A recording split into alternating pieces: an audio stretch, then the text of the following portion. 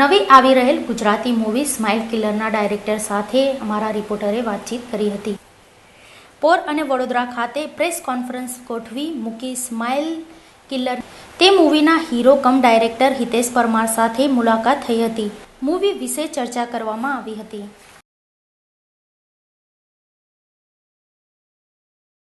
અને હું જે ઈચ્છું છું કે તમે જોશો ને તમને ખૂબ જ મજા આવશે, કેમ કે આ કોન્સેપ્ટ એ ટાઈપનો છે, મેં બનાવ્યો છે એ રીતના.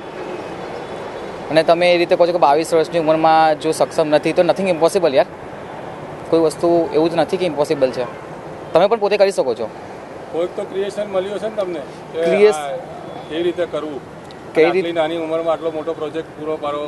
હા, એટલે આમાં શું છે કે મારા એક જેમને હું વડીલ માનું છું, જેમને હું મારા ગુરુ માનું છું, જેમનું નામ છે સાગર શાહ, એમને મને ફૂલ સપોર્ટ આપ્યો છે અને એમને મને કંઈક થોડુંક નોલેજ બી આપ્યું કે તે આ રીતે કરી શકે છે તું. અને એમના કોન્સેપ્ટ પ્રમાણે એટલે કે એમની આધારે ચાલ્યા પછી હું આજે આ મુકામ પર પહોંચ્યો છું.